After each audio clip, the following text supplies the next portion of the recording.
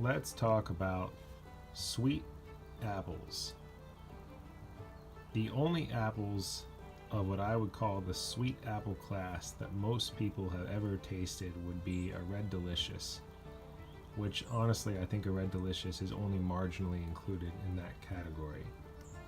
The sweet apples were historically very popular, and every region had one or even more apples that were extremely sweet. And when I say a sweet apple, I'm talking about an apple that has extremely high sugar content. Also, though, the important factor is extremely low acidity.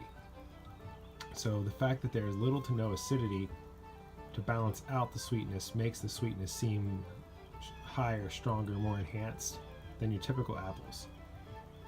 The flavors are oftentimes, to a modern palate, wildly unbalanced. And in many cases, really, these apples were never meant for out-of-hand eating for what would be called in the apple world dessert fruit. These are apples that would have been used for hard cider making, for boiling down into apple molasses, which is where you boil the cider or the juice down to make a shelf-stable sweetener. Maybe used for apple cider, for dried apples. You could use these apples mixed into a pie or another dessert with a tart apple and not have to add any sugar. Or you could use them, say, to sweeten up oatmeal or anything along those lines. You're essentially using these to add sugar to something where you don't want to add a tart note. You're only looking to add sugar. It's hard to find apples of this class or character these days, especially commercially in the stores. And only one of the apples here presented I would call a true sweet apple. The other ones I think are marginal, but they're the closest things that I can find, and they're pretty atypical apples in general, so we're going to include them for the sake of comparison. Now, some of the varieties that you can probably find if you want to buy these would be Tolman Sweet is the most readily available, Virginia Sweet. These are some that some nurseries will carry. If you're looking for scionwood, you can get a lot more than that, and the variety on the far right is available as scionwood through some specialty nurseries. So let's go through these apples and I'll explain them and give you my review. The largest ones that are on the far right is Winter Sweet Paradise. This apple originated in Paradise Township, Lancaster County, Pennsylvania, so it's pretty near and dear to my heart because I'm from close to there myself, and I have no doubts that I had probably many ancestors who were familiar with, grew, and ate this apple.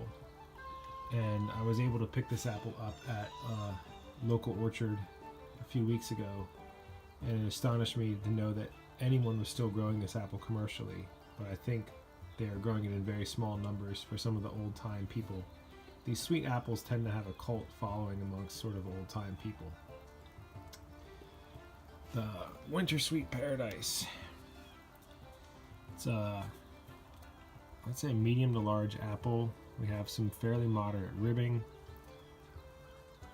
On the sun side, you get a little bit of red blush. There's pretty prominent russet on these, mostly at the top, but there's some pretty prominent russet.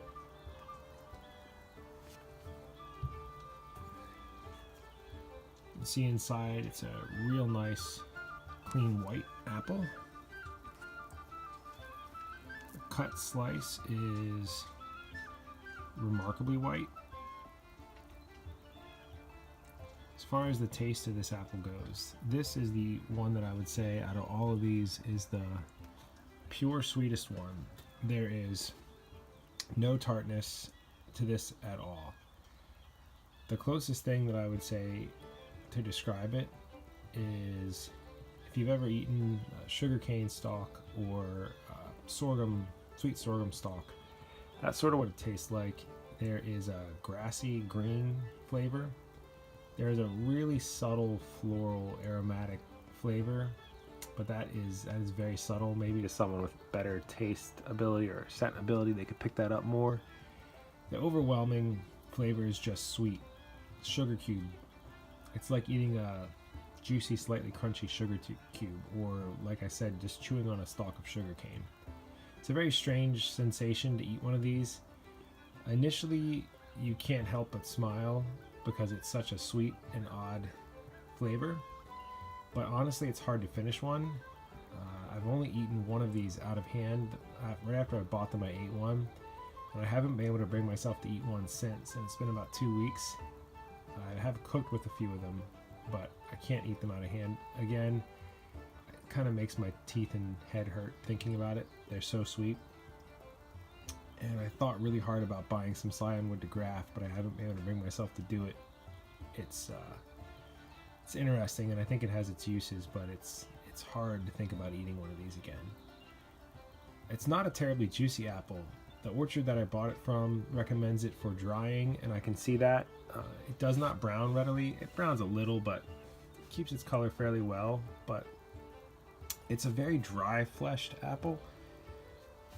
I would not describe it as mealy. It's a firm apple, but it's also not a breaking crunchy apple like a Honeycrisp. It's firm, has a nice texture, not too juicy. It's not juicy at all, really. This is not an apple that no juice is going to be running down your face or hands on this one. It has a nice balanced texture, but it's on the dry side, so yeah, it would make a good drying apple. Has a lot of other names, and if you're looking for information on this apple, it is almost impossible to find. The only information available about it would be the Big Horse Creek website and the classic book Apples of New York by Spencer Ambrose Beach, published in, I believe, 1905. That's available online for free in a lot of different places, certainly Internet Archive. I have a copy of it that I think I downloaded from Internet Archive, where it talks about this apple to some extent, but not much information that you would necessarily find useful as a modern person, such as the bloom time, is it a triploid, is it a diploid, what are the disease resistances. You won't find anything like that for this apple. The apple in the center is a very new apple. This is called CandyCrisp, and it's purported to be a seedling of Red Delicious. Certainly I could believe that based on the shape and the texture and the flavor of this apple. It is really reminiscent of a Red Delicious or Golden Delicious for that matter in taste. Most of them are somewhat lopsided, not terribly so. There's a really faint suggestion of ribbing, not much. You have the little knobs or bumps at the bottom that you typically find on your delicious type apples. There's some russet at the top, not as pronounced as the Winter Sweet Paradise, but there is some. CandyCrisp, I believe, is a Stark Brothers introduction, and there's not a lot of great information on this apple also as far as its disease resistances, as far as pollination, etc. One interesting note, though, is as I'm looking at this apple here, you can see this very prominent suture line, and that is a trait that Tolman Sweet, which is another classic, it's a New England super sweet apple, which is really similar in many respects to the Winter Sweet Paradise. Tolman Sweet is known for having this distinct suture line down the apple. See if we can get a shot of that here. And that's interesting to me. In any case, the flavor of CandyCrisp, it is more tolerable than the Winter Sweet Paradise. The CandyCrisp has the crisp breaking kind of a texture that all the modern apple breeders are aiming for, that your things like Honeycrisp have. It is not nearly as juicy as a Honeycrisp, although it is juicier than the Winter Sweet Paradise. It is, I'd say, on the low end of juicy, but it is reasonably juicy. There is a little bit of acidity to this apple and a little bit of apple flavor. So it's definitely more balanced than the Winter Sweet Paradise. The CandyCrisp can be eaten out of hand, and I think it's a reasonably pleasant apple. It tastes a lot like a Red Delicious, but the texture is a dramatic improvement. The main issue that I have with Red Delicious is that it's on the bland side, and the texture is almost always mealy and horrible. I have a couple of Red Delicious apple trees in our orchard, and if they're picked exactly at the right point and not stored they have a reasonable texture, and then they're pretty close to this. My understanding with these is that they'll keep the crispy texture for a long time, and in that respect they're definitely superior to the Red Delicious. This is not a nuanced flavored apple. This is not the apple for an apple connoisseur. I think it'd be a good apple for a kid or someone who doesn't like tart things. It's a good apple for the older generations. My parents' generation seemed to genuinely like apples like Red Delicious and actually actively dislike the juicy, crispy apples like Honeycrisp, etc., Galos, Fuji's. They seem to actively dislike those apples. This might be a good bridge apple for someone like that. It's not too strongly flavored. It's very, very sweet though. I would say that it's probably, if you were to measure brix levels, it probably is just as sweet as the Winter Sweet Paradise, but there is just a little bit of acidity and a little bit of apple flavor to balance it out, so it's not quite as appalling to eat these. I've eaten a few of these out of hand, and I can certainly eat these out of hand and I don't hate it. Not horrified at myself after eating it. CandyCrisp.